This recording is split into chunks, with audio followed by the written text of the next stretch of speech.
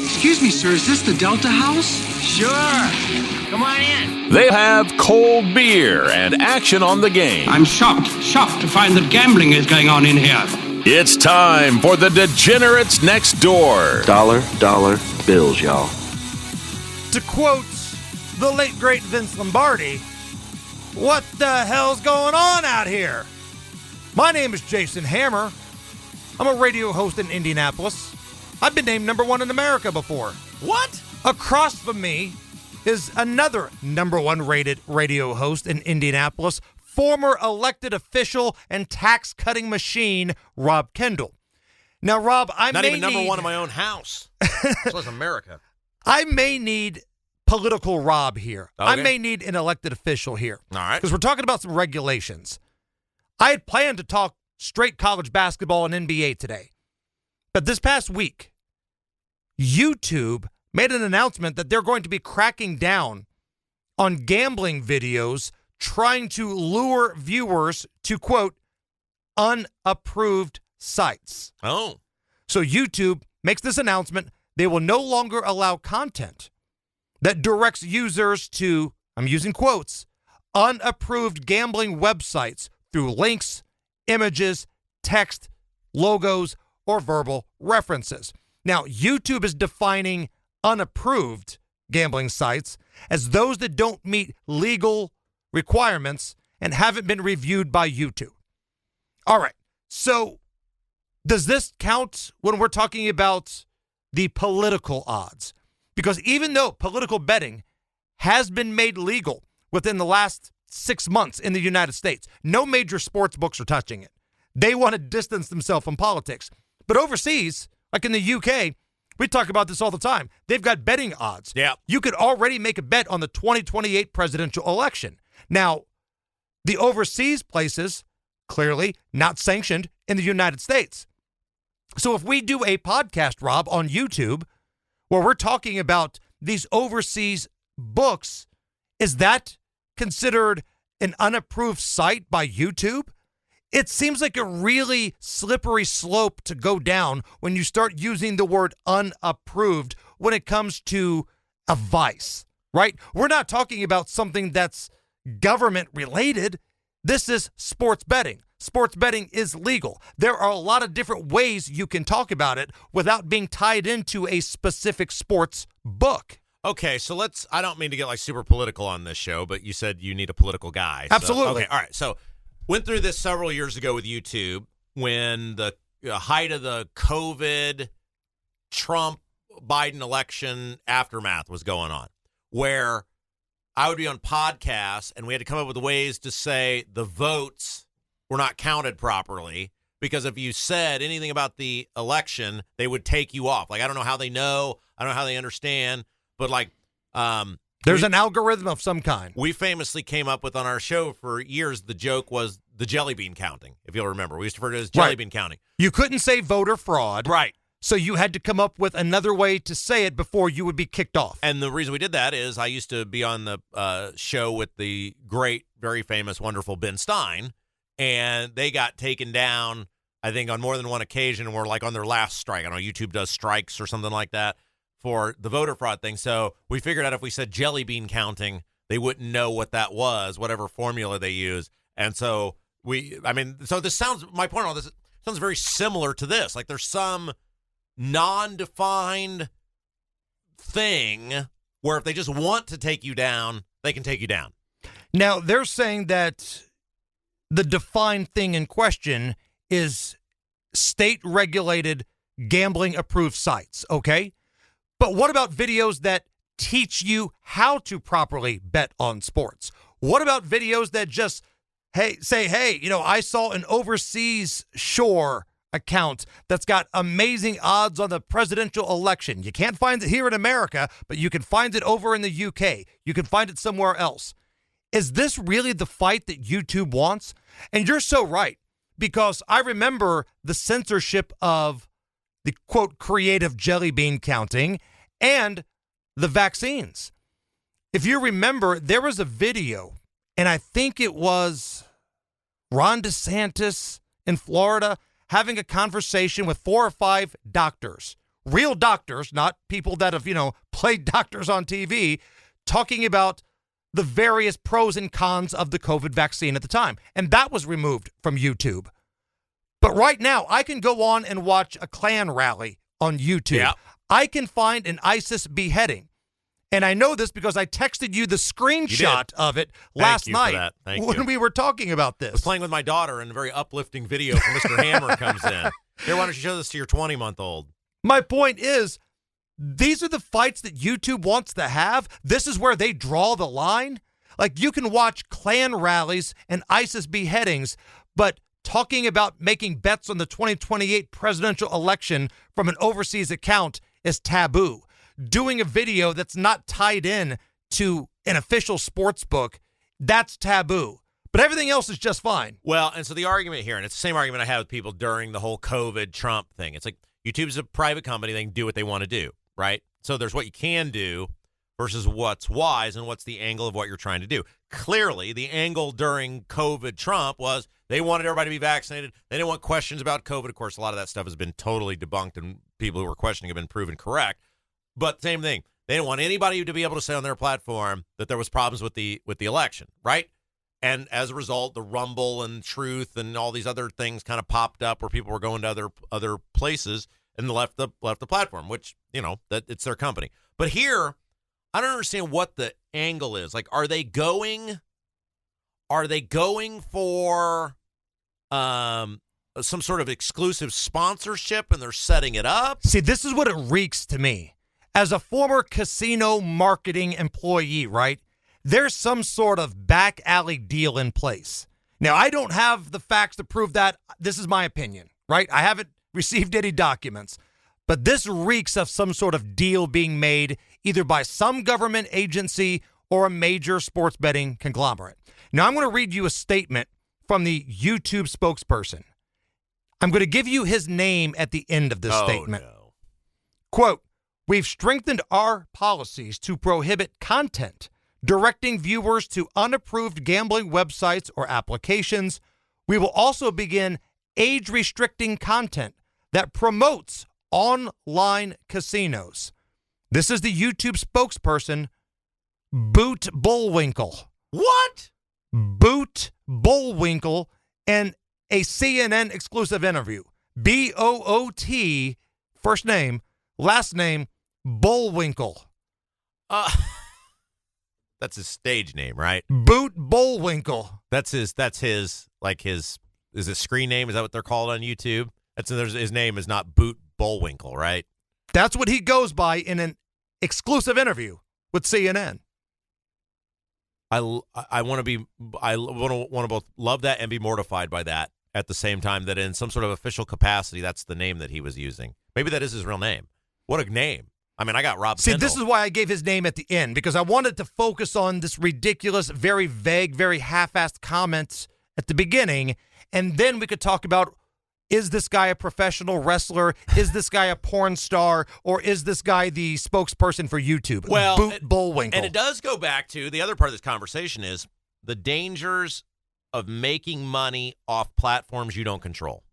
And I don't mean to make this a discussion about pornography, but one of the things you've seen porn stars do is they have largely, if you follow, because the industry in terms of videos and stuff is sort of a dying thing. Nobody buys videos anymore, whatever. But a lot of these porn stars now are going to their own, either they manage it or it's a website or a platform designed for porn stars to do the video chatting or whatever, because they've had such a problem in terms of sites coming in saying, okay, you can't do this now, or you can't post this, or you can't be here.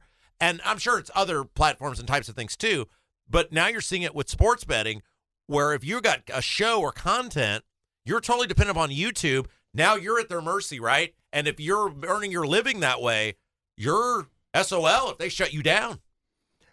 Now, this is scheduled to take effect March 19th, right in the heart of March Madness. Yeah.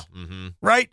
That can't be a coincidence. No. So that's why I'm telling you, there's something going on behind the scenes here that we don't know about yet. Some sort of agreement, some sort of art of the deal, some shady alley, casino saloon handshake where YouTube is getting paid for something. All they had to do was eliminate a little bit of the competition. Because I'm trying to think of, okay, in their world, what ramifications are they worried about with this proclamation?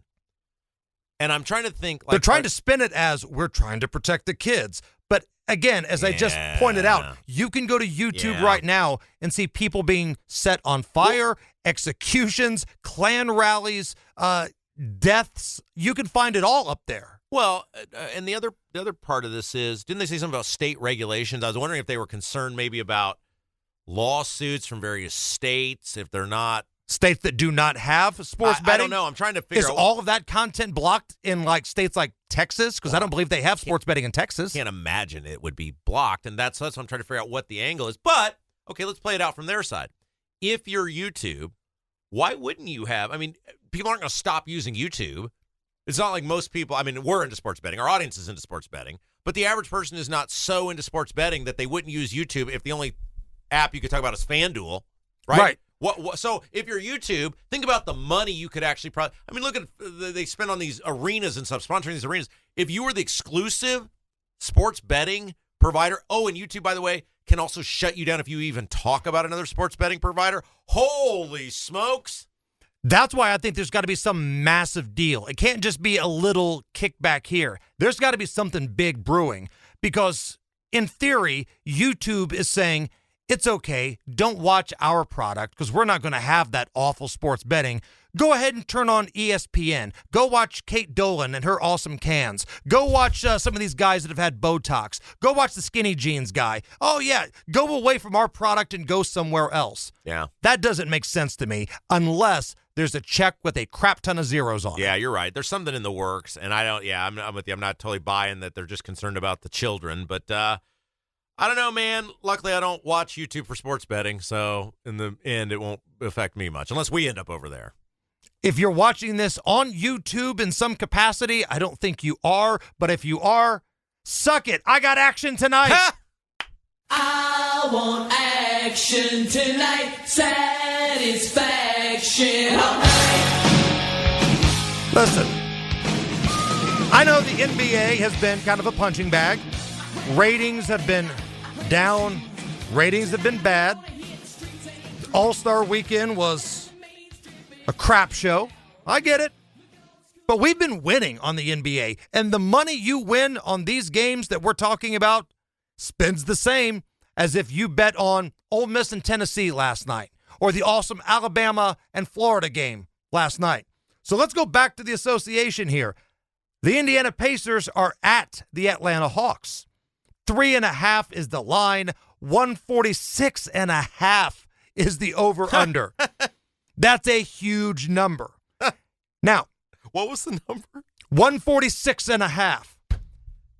But, Rob, you're laughing. 14 of the last 16 games between the Pacers and Hawks have gone over the total.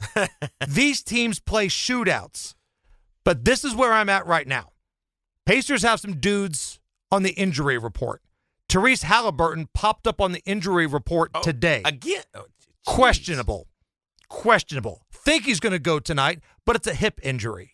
So if you're the Pacers and you know your meaningful basketball games are ahead, you've got a couple games with Milwaukee ahead of you, where if you can win those, you might have a home court playoff against Milwaukee in the first round. Because right now the Pacers are half a game behind Milwaukee for that final home court playoff spot in the East. More important games ahead for Tyrese Halliburton. Benedict Mathurin, he's been out the last 3 games for the Pacers. He's listed as questionable with a wrist injury tonight. Those are a lot of dudes responsible for points with the Indiana Pacers right there. Trae Young, also on the injury report for the Atlanta Hawks tonight. Now, he's probable, which is fancy talk for he's going to play, but he does have an ankle injury. So I'm looking at this as the Pacers' average total points this year in their games, 232.7. The Hawks, 235.1. Well, hell, both of those are below 247, and I've got serious dudes on the injury report. Against everything these teams have shown me in the last 16 games, That's too high of a total. With these dudes banged up, I'm going under.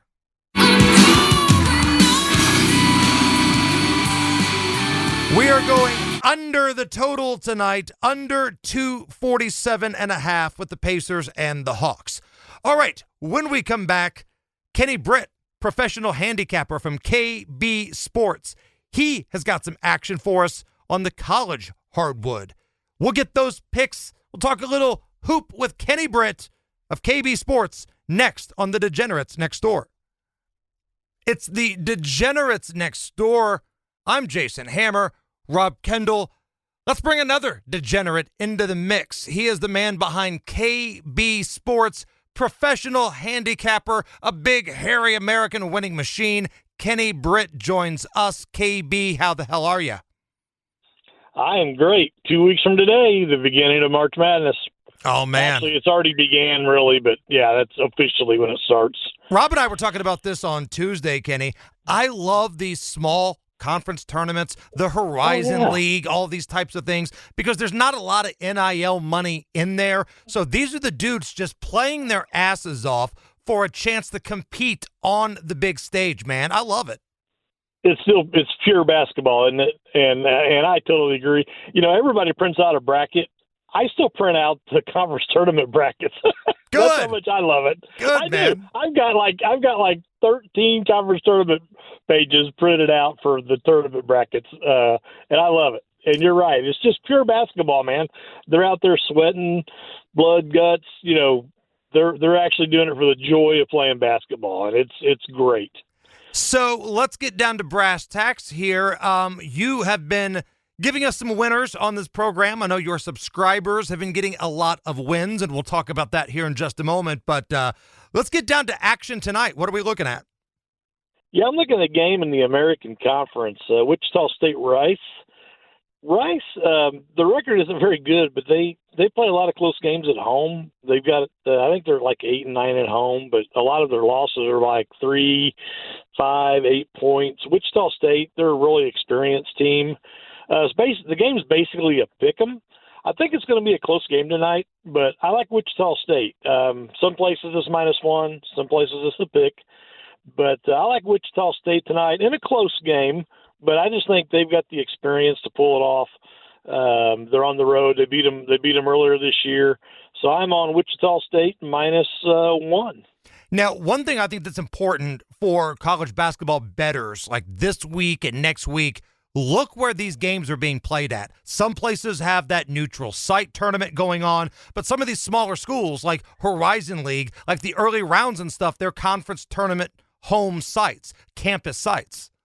Exactly. That's ironic because I was talking about that with a buddy earlier this morning. Even though it shows a home team, a lot of times it's not necessarily they're at home. They're just the home team. It's off campus or something like that. And then sometimes these smaller conferences, the games are on campus until the championship game sometimes. So you got to pay attention to that.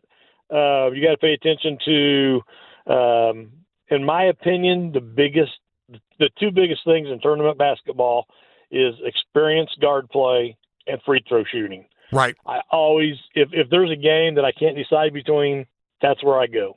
Experienced guard play and free throw shooting. If somebody wants to get your packages, Kenny, March Madness right around the corner, the big dance, I should say, right around the corner. We're kind of already into the madness here. Where can they go? Yeah, well, first of all, 2 weeks from today, Hammer, I don't know if you guys have talked about it yet, but I'm sure you will. Thousands of men across America will be getting their nuts sliced open. Oh, dude.